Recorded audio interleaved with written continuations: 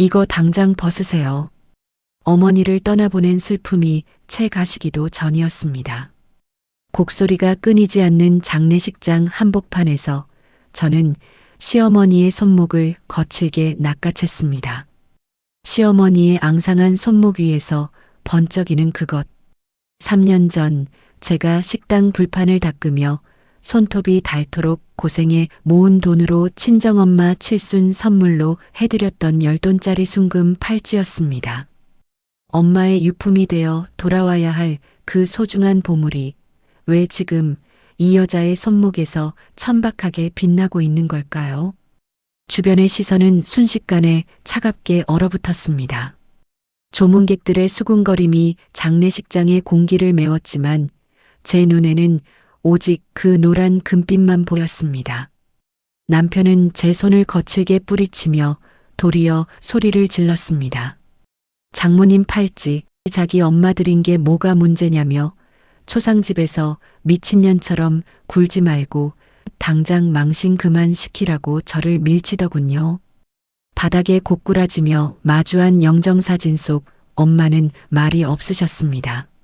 하지만 저는 그때 결심했습니다. 제 평생을 바쳐 지켜온 이 가정도 저 후안무치한 남자도 오늘부로 끝이라는 것을요. 사실 이 팔찌는 단순한 폐물이 아니었습니다. 평생 남의 집 빨래를 해주고 생선 비린내를 맡으며 저를 키워낸 엄마의 눈물이었고 그런 엄마에게 처음으로 효도라는 걸 해본 못난 딸의 속죄였습니다. 남편은 제가 이 팔찌를 사기 위해 얼마나 많은 밤을 식당 주방에서 남들이 남긴 음식 찌꺼기를 치우며 눈물을 삼켰는지 꿈에도 모를 겁니다. 아니, 알아도 상관없었겠지요. 그에게 저는 그저 자기 집안의 시종이자 자기 어머니의 수발을 들기 위해 존재하는 부속품에 불과했으니까요. 여기서 잠깐. 구독과 좋아요는 제 엄마의 명예를 되찾고 이 억울한 사연을 세상에 알리는 큰 힘이 됩니다. 여러분의 응원을 부탁드립니다. 이게 누구 건지 알면서 어떻게 이래요? 제 물음에 시어머니는 오히려 당당하게 팔을 흔들며 비아냥거렸습니다. 내 아들이지 애미 고생했다고 선물한 건데 내가 웬 참견이냐? 죽은 사람은 말이 없는 법이다. 그 순간 제 안에서 무언가 툭 끊어지는 소리가 들렸습니다. 슬픔은 분노로 변했고 연민은 증오로 타올랐습니다. 장례가 끝나기도 전에 제가 이 팔찌를 되찾기 위해 그리고 제 엄마의 명예를 회복하기 위해 어떤 극단적인 선택을 하게 될지 그들은 상상조차 못했을 겁니다. 도대체 그 금팔찌가 어떻게 돌아가신 엄마의 팔에서 시어머니의 손목으로 흘러들어간 걸까요? 그리고 남편은 왜 장모의 마지막 유품까지 가로채며 저런 극악무도한 짓을 저지른 걸까요? 그 기가 막히고 소름 끼치는 사연은 제가 엄마를 위해 처음 그 팔찌를 맞추던 세상에서 가장 행복했던 그날로 거슬러 올라갑니다. 하지만 그것이 끝이 아니었습니다. 그때 저는 아직 몰랐습니다. 이 팔찌 뒤에 숨겨진 남편의 더 추악한 비밀이 기다리고 있다는 것을요. 저희 친정엄마는 평생을 자식 뒷바라지에 뼈가 으스러지도록 일만 하신 분이었습니다. 아버지가 제가 초등학교도 들어가기 전에 사고로 일찍 돌아가시고 엄마는 시장통 구석에서 국밥 배달을 하며 저를 키우셨죠.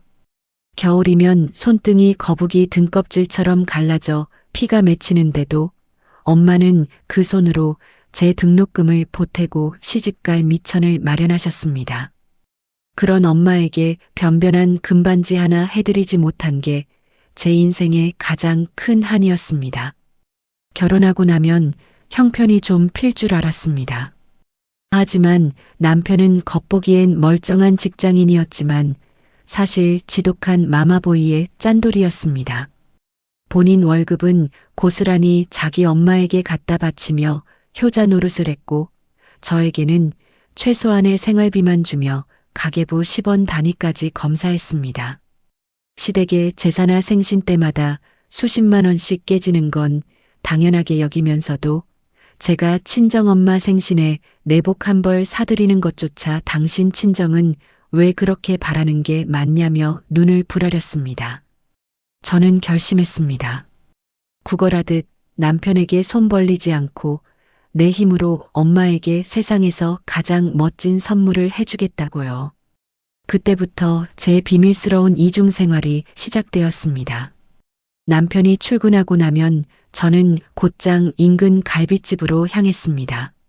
남편 퇴근 시간 전까지 꼬박 8시간을 뜨거운 불판 앞에 서서 남들이 먹고 남긴 까맣게 탄 불판을 닦았습니다. 철수세미지를 얼마나 세게 했는지 나중에는 지문이 닳아 없어질 지경이었고 손마디는 퉁퉁 부어 밤마다 얼음찜질을 해야 했습니다. 그렇게 3년을 모았습니다. 친구들이 해외여행 가고 명품 가방 살 때 저는 시장에서 산 1,000원짜리 양말을 기워 신으며 돈을 모았습니다. 마침내 10돈짜리 굵직한 순금 팔찌를 손에 쥐던 날 금은방 거울에 비친 제 꾀재재한 모습이 어찌나 초라하면서도 대견하던지요. 우리 엄마 이제 친구들 모임 가서도 기 안 죽겠네. 팔찌를 쓰다듬으며 저는 혼자 울고 웃었습니다. 엄마의 칠순 잔칫날 저는 남편 몰래 엄마 손목에 그 묵직한 팔찌를 채워드렸습니다. 엄마는 소스라치게 놀라며 이게 다 얼마냐 당장 물러와라 하며 손을 내저으셨지만 이내 눈시울을 붉히며 제 손을 꼭 잡으셨습니다. 내 딸이 고생해서 해준 거니 내 죽을 때까지 팔지 않고 보물처럼 간직하마. 엄마는 그날 이후 정말로 그 팔찌를 단 하루도 빼지 않으셨습니다. 시장 동료들이 부러워할 때마다 우리 막내딸이 해준 거야라며 수줍게 웃으시던 엄마의 그 환한 미소가 아직도 선합니다. 하지만 남편의 눈빛은 달랐습니다. 어느 날인가 친정에 들렀을 때 남편의 시선이 엄마의 손목에 머무는 것을 느꼈습니다. 남편은 장모님, 그 팔찌 진짜 순금 맞아요? 요즘 가짜도 많다던데. 라며 뼈있는 농담을 던지더군요. 저는 그저 농담인 줄로만 알았습니다. 제 남편이 그래도 제가 고생해서 해드린 걸 아는 사람이라면 저렇게 탐욕스러운 눈으로 장모의 팔찌를 계산하고 있을 줄은 꿈에도 몰랐습니다. 남편은 그날 이후 은근슬쩍 저를 떠보기 시작했습니다. 장모님 연세에 그런 비싼 건 위험해. 나중에 우리가 관리해드리는 게 낫지 않겠어? 라는 소름 돋는 소리를 아무렇지 않게 내뱉었죠. 저는 그때 눈치를 챘어야 했습니다. 남편에게 그 팔찌는 효도의 상징이 아니라 탐나는 재물일 뿐이었다는 사실을요. 어느 날 남편은 퇴근하자마자 저에게 화를 내더군요. 우리 엄마는 평생 고생만 했는데 은반지 하나 없는데 처갓집은 금팔찌 두르고 다니니 속이 상한다면서 말입니다. 그 말도 안 되는 열등감이 폭발하기 시작하면서 저희 집안에는 어두운 그림자가 드리워지기 시작했습니다. 하지만 그때는 아직 몰랐습니다. 남편이 그 팔찌를 빼앗기 위해 얼마나 치밀하고 비열한 계획을 세우고 있었는지, 그리고 그 계획이 엄마의 투병 생활과 맞물려 제 가슴을 갈기갈기 찢어놓을 줄은 꿈에도 몰랐습니다. 남편의 태도는 엄마가 금팔찌를 차기 시작한 그날 이후로 눈에 띄게 비틀어지기 시작했습니다. 처음엔 그저 장모님 팔자가 좋아지셨네 같은 가벼운 빈정거림인 줄로만 알았습니다.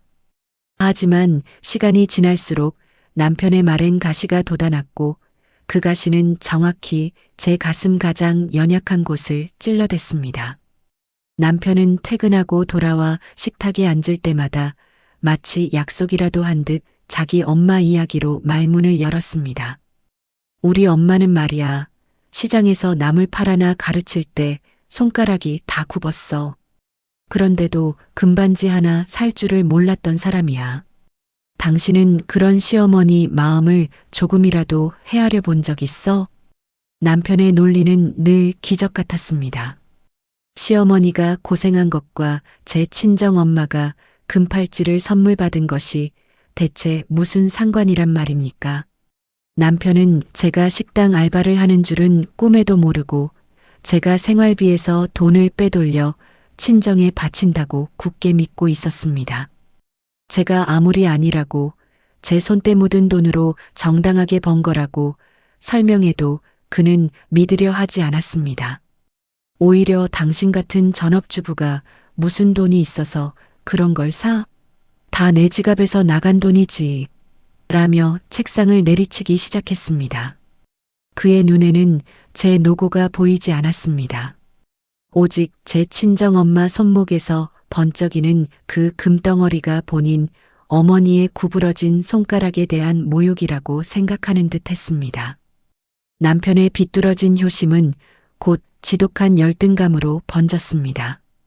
시댁에 가면 남편은 시어머니 앞에서 보란 듯이 제 눈치를 줬습니다. 엄마, 얘 친정에는 10돈짜리 금팔찌가 굴러다니는데 우리는 이게 뭐야? 내가 능력이 없어서 엄마 손목을 허전하게 두네. 남편의 그 한마디에 시어머니의 눈빛 또한 달라졌습니다. 시어머니는 처음엔 사돈이 복이 많네라며 덕담을 건네는 척하더니 어느 순간부터는 노골적으로 불편한 심기를 드러냈습니다. 제가 시댁에 반찬을 해가면 이런 거 할 돈 모았으면 내 손목에도 뭐 하나 걸렸겠네라며 젓가락을 내려놓기 일쑤였고 명절에는 친정엄마와 은근히 비교하며 저를 몰아세웠습니다. 남편은 그런 시어머니의 태도를 말리기는커녕 옆에서 부채질하며 제 친정엄마를 사위 등골 빼먹는 노인네로 몰아갔습니다. 가장 견디기 힘들었던 건 남편이 제 엄마를 무시하는 방식이었습니다. 당신 엄마 그 시장 바닥에서 생선 비린내 풍기면서 금팔찌 차고 있으면 사람들이 뒤에서 욕해. 분수에 맞게 살아야지. 그 말을 듣는 순간 제 머릿속이 하얘졌습니다. 평생을 자식 위해 헌신한 엄마의 삶을 분수라는 단어 하나로 난도질하는 그 남자가 제가 선택한 반려자라는 사실이 끔찍했습니다. 남편은 집요했습니다. 술만 마시면 엄마의 금팔찌 이야기를 꺼냈습니다. 그거 팔아서 우리 엄마 틀리나 새로 해드릴까? 아니면 우리의 학원비로 쓰던가. 노인네가 죽을 때 들고 갈 것도 아닌데 말이야. 남편의 입에서 죽을 때라는 말이 나왔을 때 저는 소름이 돋았습니다. 이 남자는 엄마의 생명보다 그 팔찌의 가치에 더 집중하고 있었던 겁니다. 저는 그때부터 남편이 무서워지기 시작했습니다. 잠든 남편의 얼굴을 보며 생각했습니다. 이 사람은 정말 나를 사랑하는 걸까? 아니면 나를 통해 자기 엄마의 보상 심리를 채우려는 도구로 쓰는 걸까? 하지만 저는 여전히 바보 같았습니다. 가정을 지켜야 한다는 미련한 생각에 남편의 저 독설들이 그저 철없는 질투라고만 치부했습니다. 하지만 상황은 제 예상보다 훨씬 빠르게 그리고 잔인하게 흘러갔습니다. 남편의 그 탐욕스러운 눈빛이 단순히 말로만 끝나지 않을 거라는 징조가 나타나기 시작했습니다. 어느 날 퇴근한 남편의 가방 안에서 제가 한 번도 본 적 없는 금은방 명함과 순금 시세가 적힌 메모지가 발견된 것입니다. 심장이 발끝까지 떨어지는 기분이었습니다. 남편은 대체 무엇을 준비하고 있었던 걸까요? 그 불길한 예감은 며칠 뒤 평생 건강을 자부하시던 엄마가 갑자기 쓰러지셨다는 전화를 받으면서 현실이 되어 제 목을 조여오기 시작했습니다. 그때 저는 깨달았어야 했습니다. 남편이 기다린 것은 엄마의 회복이 아니라 엄마가 그 팔찌를 스스로 지킬 수 없게 되는 순간이었다는 것을요. 하지만 그것이 끝이 아니었습니다. 그때 저는 아직 몰랐습니다. 훨씬 더 큰 비극이 병실문 너머에서 기다리고 있다는 것을요. 하늘도 무심하시지 평생을 자식 위해 헌신하며 이제 막 팔찌 하나로 작은 사치를 누리던 엄마에게 청천벽력 같은 소식이 들려왔습니다. 갑작스러운 복통으로 쓰러지신 엄마의 진단명은 췌장암 말기였습니다. 의사는 이미 손을 쓸 수 없는 상태라며 마음의 준비를 하라고 담담하게 말하더군요. 그 소리를 듣는 순간 제 세상은 무너져 내렸습니다. 병실에 누워 수척해진 엄마를 볼 때마다 가슴이 찢어졌습니다. 그 와중에도 엄마는 앙상해진 손목에 걸린 금팔찌를 어루만지며 저를 위로하셨습니다. 우리 딸 고생시킨 증거인데 내가 이걸 어떻게 두고 가니? 엄마는 의식이 혼미해지는 순간에도 그 팔찌만큼은 꼭 쥐고 계셨습니다. 그것은 엄마에게 단순한 금덩어리가 아니라 당신의 고단했던 삶을 유일하게 보상해준 딸의 사랑이었기 때문입니다. 하지만 남편은 달랐습니다. 병원을 찾아온 남편의 눈은 울어서 퉁퉁 부은 제 얼굴이 아니라 엄마의 손목 위에서 힘없이 흔들리는 그 노란 금빛에 고정되어 있었습니다. 위로는커녕 병원비는 얼마나 나온대? 장모님 보험은 들어두셨어? 라며 계산기부터 두드리는 남편의 모습에 정이 떨어졌습니다. 저는 엄마의 마지막을 지키기 위해 간이 침대에서 밤낮을 지새웠습니다. 사건은 엄마가 갑작스러운 호흡 곤란으로 중환자실로 급히 옮겨지던 날 발생했습니다. 경황이 없던 저는 의료진의 지시에 따라 밖에서 대기하고 있었고 남편은 짐을 챙기겠다며 병실에 잠시 남았습니다. 한바탕 폭풍이 지나가고 겨우 진정된 뒤 엄마의 상태를 살피러 들어갔을 때 저는 제 눈을 의심했습니다. 엄마의 앙상한 손목이 휑했습니다.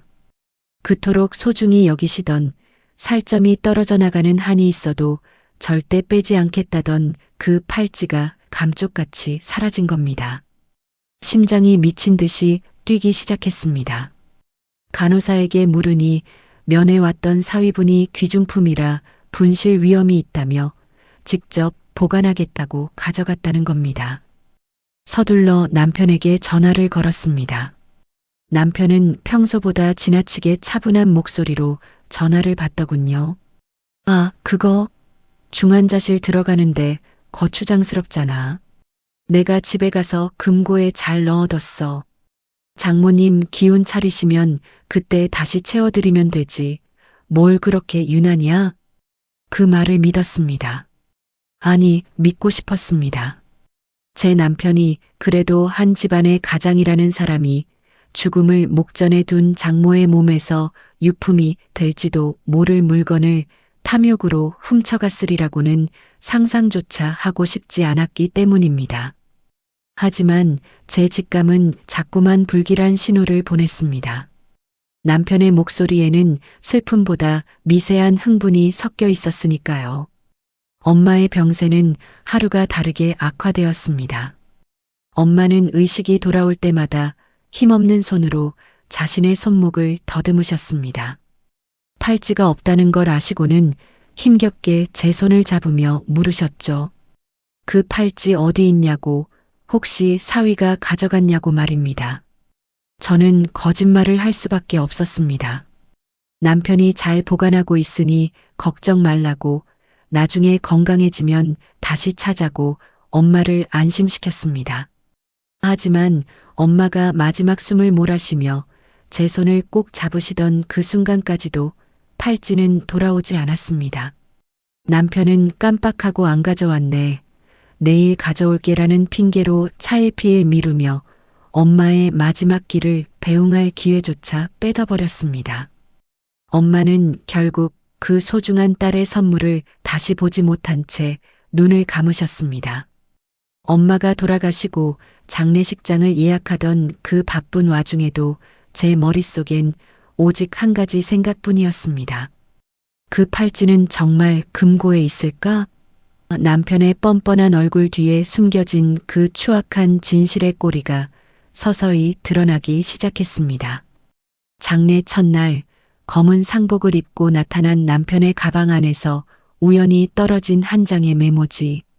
거기에는 금 시세와 함께 현금 매입이라는 글자가 선명하게 적혀 있었습니다. 그때 저는 아직 몰랐습니다. 그 팔찌가 단순히 금고에 잠들어 있는 것이 아니라 상상도 못할 곳에서 독사처럼 다리를 틀고 저를 기다리고 있다는 것을요. 그 한 장의 메모지가 제 모든 믿음을 산산조각 낼 서막이 될 줄은 꿈에도 몰랐습니다. 엄마를 잃은 슬픔에 잠겨 있던 장례 첫날, 제 정신은 이미 반쯤 나가 있었습니다. 빈소를 지키며 손님을 맞이하고 조문객들에게 머리를 숙이는 기계적인 동작을 반복하면서도 가슴 한구석은 엄마의 비어있던 손목 생각에 시꺼멓게 타들어가고 있었습니다. 남편은 밖에서 조문객들을 맞이하며 사위 노릇을 톡톡히 하고 있었습니다. 사람들은 그를 보며 참 듬직한 사위네, 장모님 가시는 길 외롭지 않겠어라며 칭찬을 건넸지만 제 눈엔 그 모든 모습이 역겨운 연극처럼 보였습니다. 남편은 제 곁에 다가와 위로 한마디 건네지 않았습니다. 오히려 시어머니가 도착하신다는 소식에 입꼬리가 살짝 올라가는 걸 저는 똑똑히 봤습니다. 우리 엄마 오신단다. 입구까지 나가봐야지.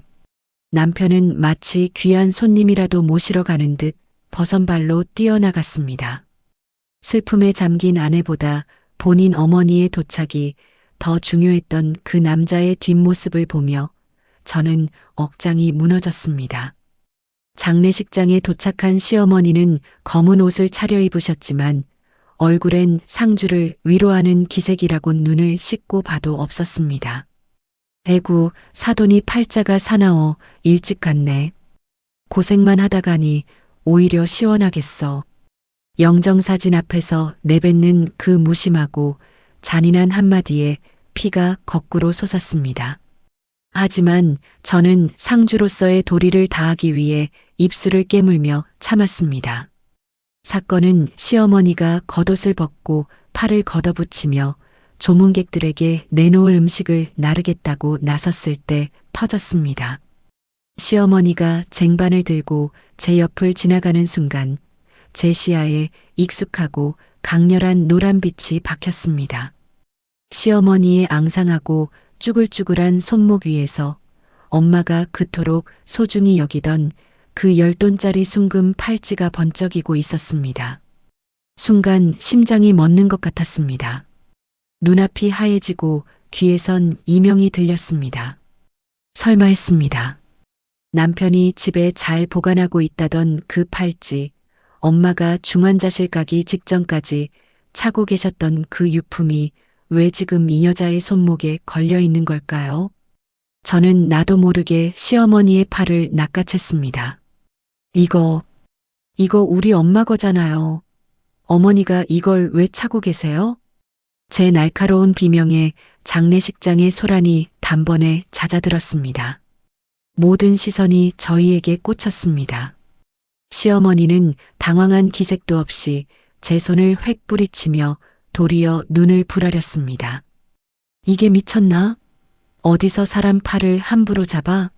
이거 내 아들이 고생하는 애미기 살려준다고 이번에 선물해 준 거야.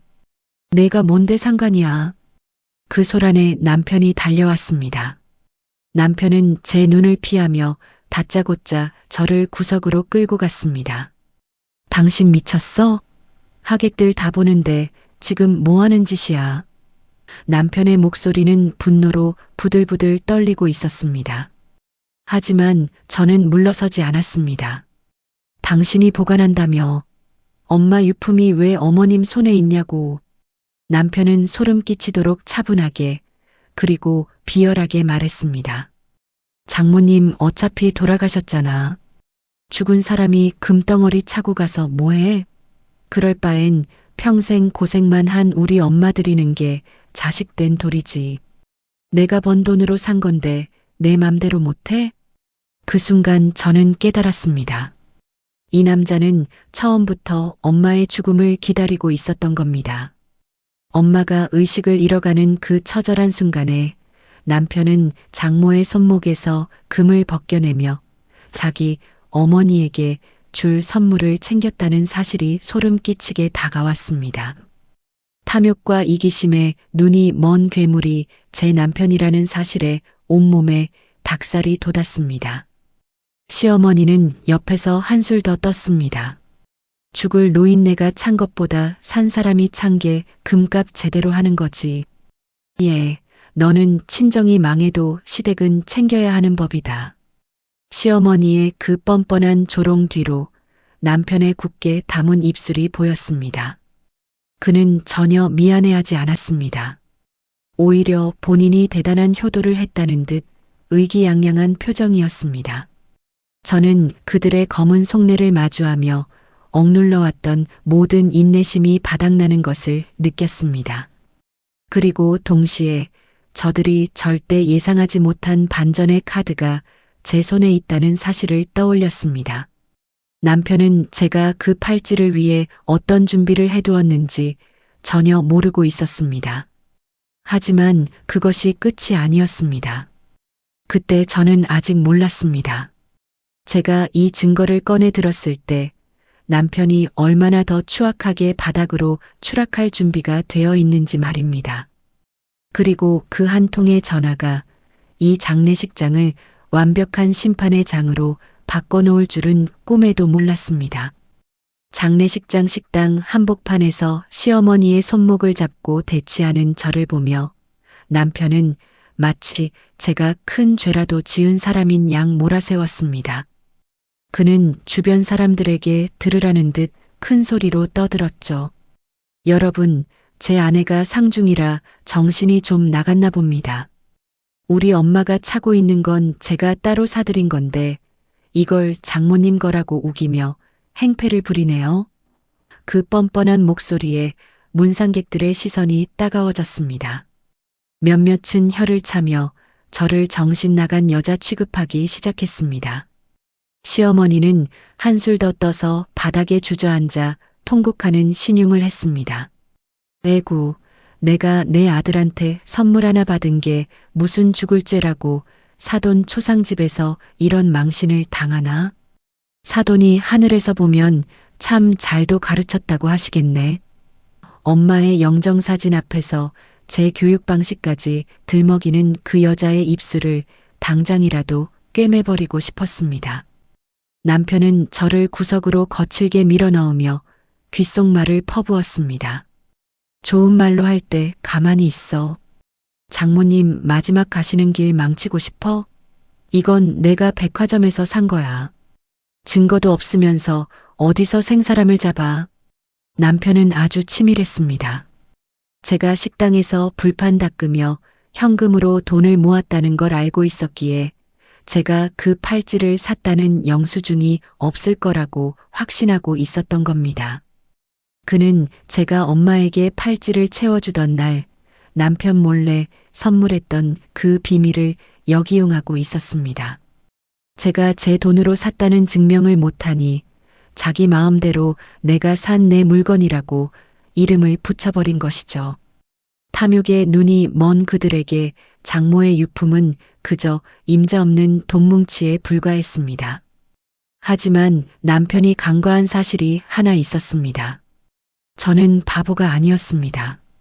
3년 전 그 팔찌를 맞추기 위해 땀 흘려번 돈을 건네던 날 저는 금은방 사장님께 간곡히 부탁했었습니다. 사장님, 이거 우리 엄마가 평생 차실 거예요. 혹시라도 잃어버리시면 찾을 수 있게 팔찌 안쪽에 아주 작게라도 표시를 좀 해주세요. 그래서 그 팔찌 잠금장치 안쪽 깊숙한 곳에는 돋보기로 봐야 보일 만큼 작은 글씨로 엄마의 이름 초성과 제 이름 초성이 함께 새겨져 있었습니다. 저는 부들부들 떨리는 손을 쥐어짜며 휴대폰을 꺼냈습니다. 3년 전 팔찌를 완성하고 금은방 사장님이 찍어 보내주셨던 접사 사진이 클라우드에 고스란히 남아 있었습니다. 사진 속에는 팔찌의 독특한 무늬와 잠금장치 안쪽의 각인이 선명하게 찍혀 있었습니다. 제가 사진을 들이밀자 남편의 눈동자가 갈피를 못 잡고 흔들리기 시작했습니다. 찰나의 침묵이 흘렀고 남편의 얼굴은 순식간에 흑빛으로 변했습니다. 그때였습니다. 시어머니가 갑자기 제 손에서 휴대폰을 뺏으려 달려들었습니다. 이게 어디서 가짜 사진을 가져와서 사기를 쳐. 내 아들이 사준 게 맞다니까. 시어머니의 비명에 장례식장은 다시 아수라장이 되었습니다. 남편은 상황이 불리해지자 갑자기 태도를 바꿔 저를 파렴치 안으로 몰아갔습니다. 그래, 그 팔찌 장모님 거였다고 치자. 그런데 장모님 병원비 누가 냈어? 내가 낸 돈이 얼만데 그 팔찌 하나 우리 엄마 드리는 게 그렇게 아까워? 당신 정말 이기적인 여자네. 남편의 입에서 나온 병원비라는 단어에 저는 헛웃음이 나왔습니다. 사실 엄마의 병원비 대부분은 제가 결혼 전부터 들어두었던 엄마의 보험금과 제 비상금으로 충당하고 있었습니다. 남편이 낸 돈은 고작 몇십만 원의 식대뿐이었죠. 그런데도 그는 모든 공을 자기에게 돌리며 그 대가로 엄마의 마지막 유품을 챙기는 것이 정당한 권리라고 주장하고 있었습니다. 가부장적인 사고방식에 찌든 이 남자는 아내의 모든 소유물이 곧 자신의 것이며 그것을 자기 마음대로 처분하는 것이 가장의 권위라고 믿고 있었습니다. 저는 더 이상 대화가 통하지 않는 괴물들을 보며 결심했습니다. 여기서 울고불고 짜봐야 저들은 눈 하나 깜짝하지 않을 거라는 것을요. 저는 조용히 휴대폰을 다시 집어들고 어디론가 전화를 걸었습니다. 남편은 누구한테 전화하는 거야? 당장 끊어. 라며 제 손목을 비틀었지만 저는 끝내 통화 버튼을 눌렀습니다. 여보세요? 사장님, 예전에 말씀드린 그 건으로 지금 바로 장례식장으로 좀 와주실 수 있을까요? 네, 증인이 필요해서요. 제 전화를 받은 사람은 다름 아닌 3년 전 그 팔찌를 팔았던 금은방 사장님이었습니다. 마침 상가가 금은방 근처였고 사장님은 평소 제 사연을 안타깝게 여기시던 분이었습니다.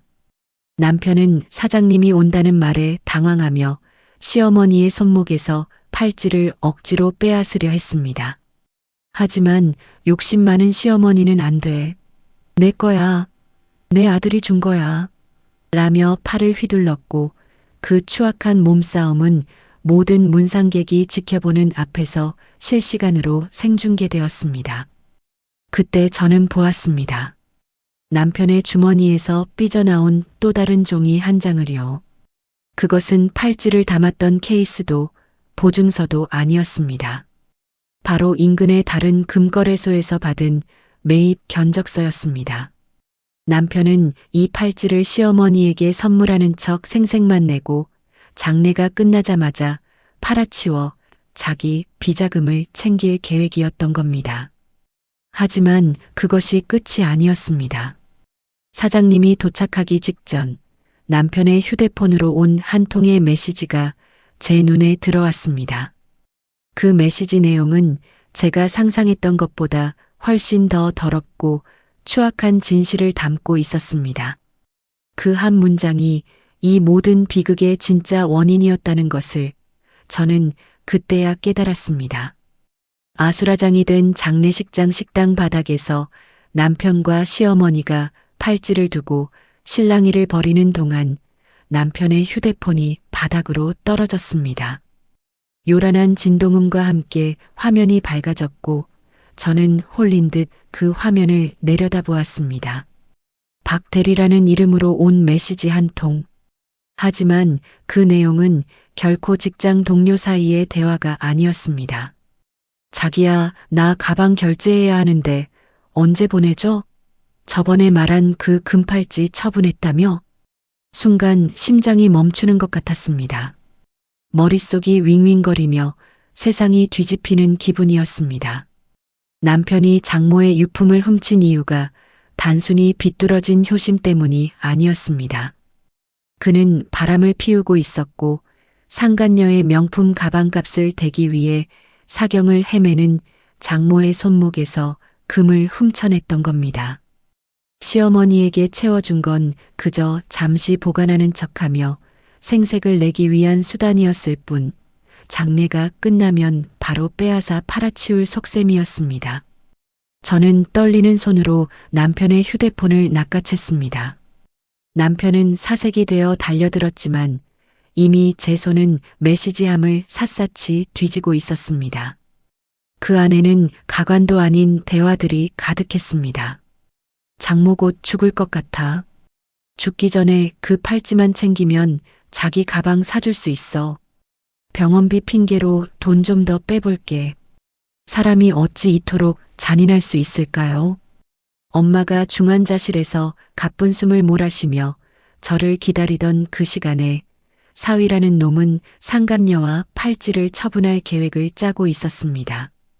저는 피가 거꾸로 솟는 기분으로 남편의 얼굴에 휴대폰을 내던졌습니다. 이 짐승만도 못한 놈아. 이게 다 뭐야?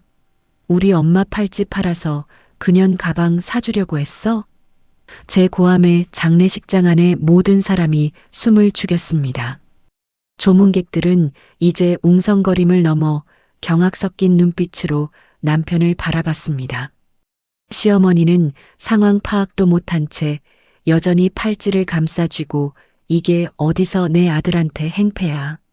가방이든 뭐든 내 아들이 번 돈인데 내가 무슨 상관이야.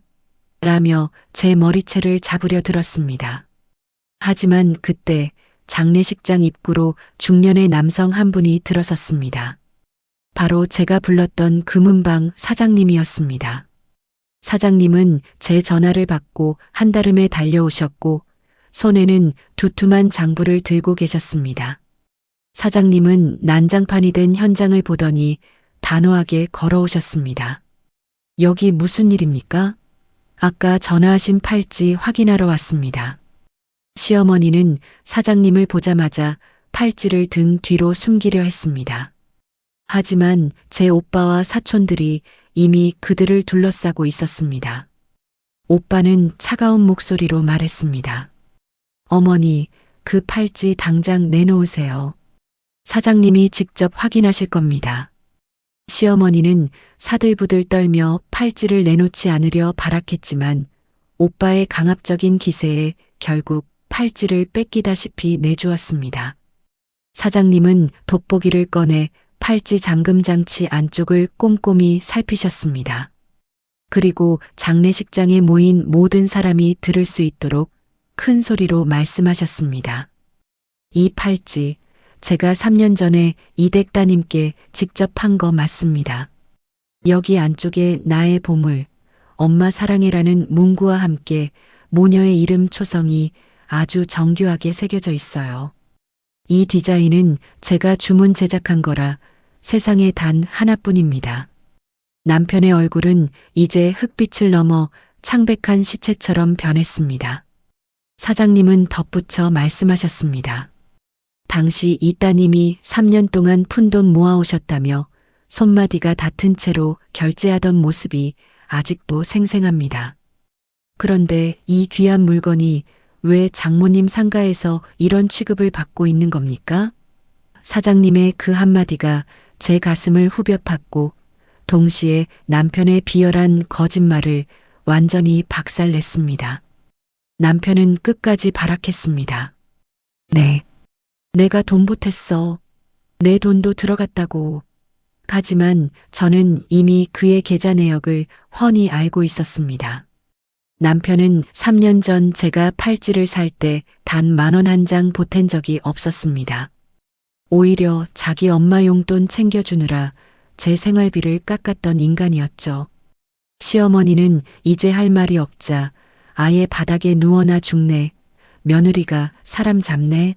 하며 소리를 질러댔습니다. 저는 그 추악한 모자를 보며 결심했습니다. 단순히 팔찌를 되찾는 것으로 끝내지 않겠다고요. 엄마의 영정사진 앞에서 맹세했습니다.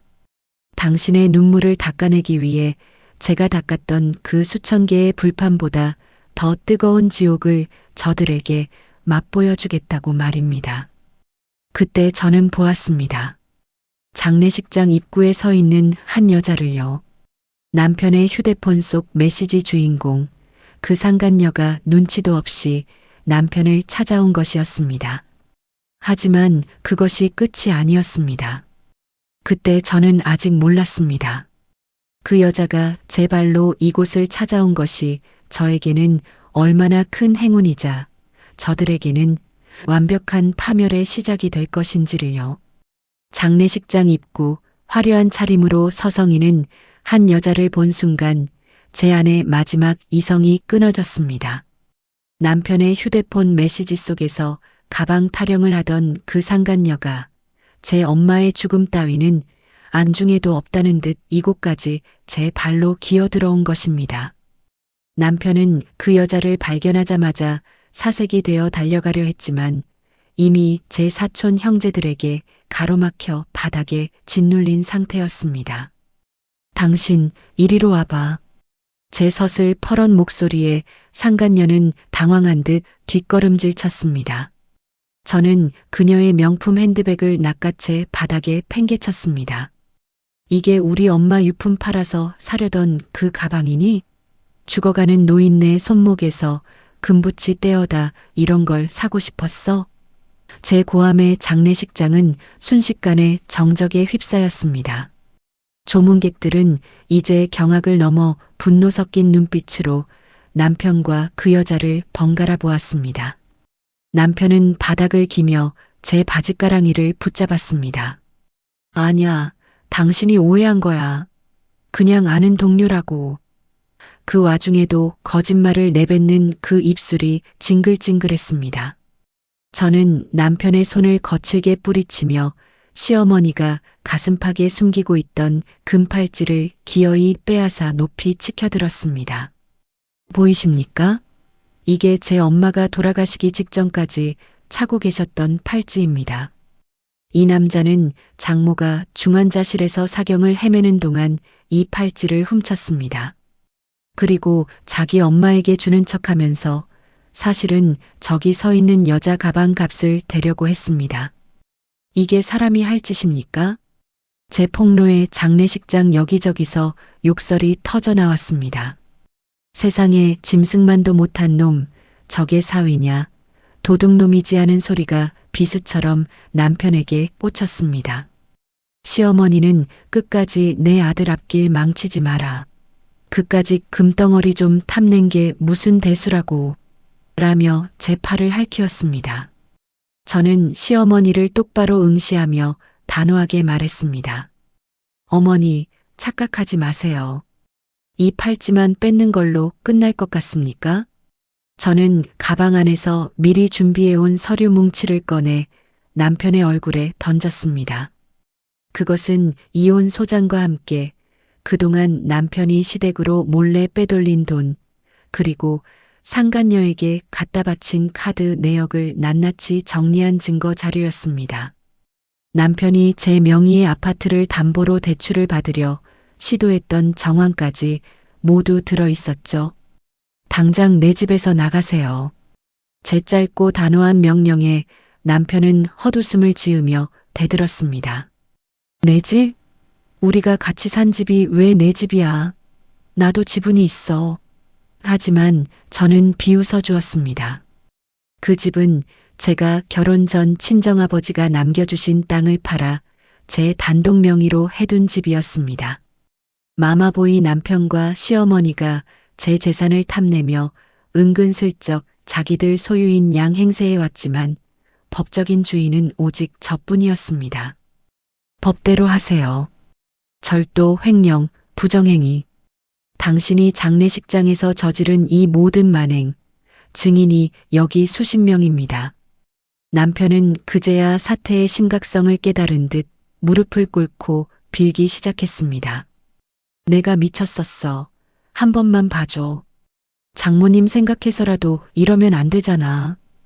엄마의 이름을 입에 올리는 그 비겁한 모습에 저는 남편의 뺨을 세차게 후려쳤습니다. 우리 엄마 이름 그 더러운 입에 담지 마. 시어머니는 아들이 무릎을 꿇자 미친 듯이 제게 달려들었지만 이미 제 편이 된 친척들에 의해 장례식장 밖으로 끌려나갔습니다. 상간녀 역시 도망치듯 자리를 떠났고 남편은 텅 빈 장례식장 바닥에 홀로 남겨졌습니다. 영정사진 속 엄마의 눈빛이 그제야 조금은 편안해 보였습니다. 하지만 그것이 끝이 아니었습니다. 저는 아직 시작도 하지 않았습니다. 이들이 지은 죄에 대한 진짜 대가는 장례식장 밖 차가운 현실 속에서 기다리고 있었으니까요. 그 한 통의 전화가 그들의 인생을 완전히 무너뜨릴 준비를 마치고 있었습니다. 장례식장에서의 소동은 시작일 뿐이었습니다. 발인 날 엄마를 좋은 곳으로 보내드리고 돌아오는 길에 제 마음은 슬픔보다 차가운 얼음처럼 굳어 있었습니다. 남편은 제가 마음이 약해졌을 거라 생각했는지 집에 미리 와서 기다리고 있더군요. 거실 소파에 뻔뻔하게 앉아 TV를 보던 남편은 제가 들어오자 슬그머니 다가와 제 어깨를 잡으려 했습니다. 당신 장례 치르느라 고생 많았어. 이제 우리 화해하자. 팔찌는 우리 엄마가 돌려줬으니까 됐지? 그의 목소리엔 미안함이라곤 눈을 씻고 봐도 없었습니다. 그저 귀찮은 사건 하나가 일단락되었다는 식의 가벼운 말투였죠. 저는 남편의 손을 벌레 보듯 털어냈습니다. 그리고 등 뒤에 서 있던 사람들을 집 안으로 들였습니다. 제 이혼 전문 변호사와 이삿짐 센터 직원들이었습니다. 당장 내 집에서 나가세요. 제 단호한 한마디에 남편의 표정이 멍청하게 변했습니다. 저는 미리 준비한 서류를 테이블 위에 내던졌습니다. 그것은 단순한 이혼 소장이 아니었습니다. 남편이 장모의 유품을 훔쳤던 절도죄에 대한 고소장과 상간녀와 짜고 제 명의의 아파트를 담보로 대출을 받으려 했던 사문서 위조 및 행사에 대한 고소장이었습니다. 남편은 서류를 훑어보더니 손을 부르르 떨기 시작했습니다. 이게 뭐야? 부부 사이에 무슨 절도고 고소야? 당신 정말 독하다. 남편의 비명에 안방에 숨어있던 시어머니가 튀어나왔습니다. 아이고, 며느리가 남편 잡아먹네. 저까지 종이 조각이 무슨 소용이냐?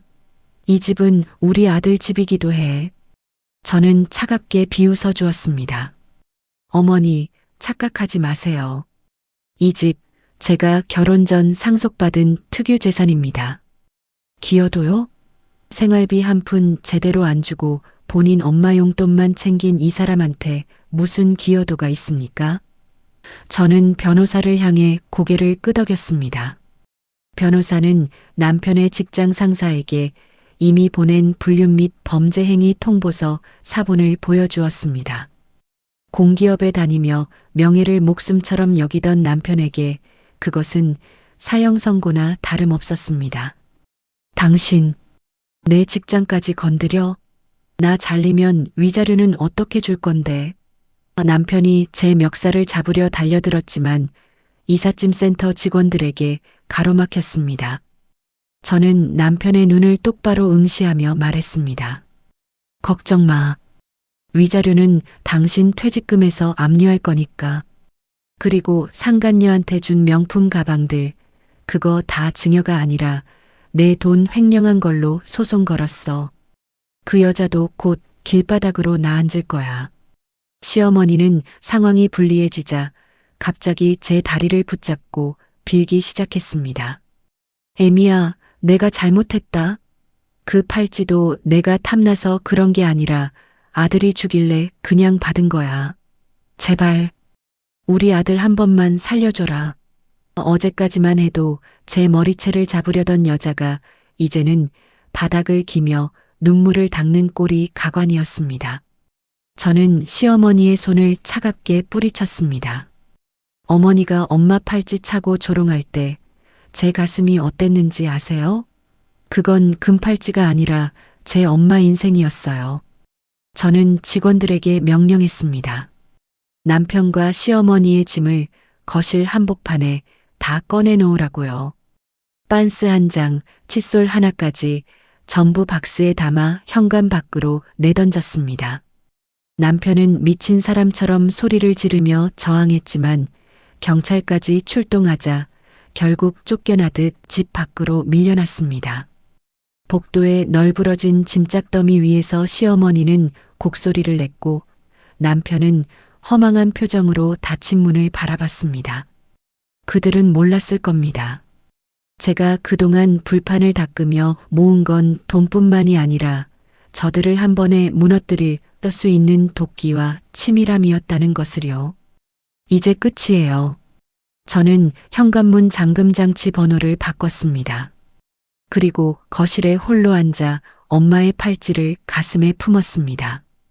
창밖으로 비가 내리기 시작했고 문 밖에서는 남편이 문을 두드리며 울부짖는 소리가 들려왔습니다. 하지만 제 마음은 그 어느 때보다 평온했습니다. 하지만 그것이 끝이 아니었습니다. 그때 저는 아직 몰랐습니다. 법원이 내린 최종 판결문이 저에게 가져다 줄 상상 그 이상의 통쾌한 보상이 기다리고 있다는 것을요. 그 마지막 판결문 한 장이 이 비극적인 연극의 완벽한 커튼콜이 될 줄은 꿈에도 몰랐습니다. 모든 법적 절차가 끝난 건 그로부터 6개월 뒤였습니다. 법원은 남편의 절도 혐의와 사문서 위조를 유죄로 인정했고 위자료와 재산 분할에서도 제 손을 들어주었습니다. 불륜 사실이 회사에 알려진 남편은 결국 권고사직 처리되었고 상간녀 또한 제가 제기한 손해배상 소송으로 인해 그토록 원하던 명품 가방들을 모두 중고 시장에 내놓고도 빚더미에 앉았다는 소식을 들었습니다. 가장 통쾌했던 건 시어머니의 최후였습니다. 아들의 등골을 빼먹으며 평생을 공주처럼 살 줄 알았던 그 여자는 아들이 백수가 되고 전 재산을 위자료로 떼이자 지독한 생활고에 시달리게 되었습니다. 들리는 소문에 의하면 이제는 본인이 그토록 무시하던 시장 바닥에서 박스를 주우며 생계를 이어간다고 하더군요. 제가 닦았던 그 뜨거운 불판 대신 차가운 길바닥에서 비참함을 배우고 있을 그들을 생각하면 자다가도 웃음이 나옵니다. 저는 엄마의 유골함이 안치된 납골당을 찾았습니다.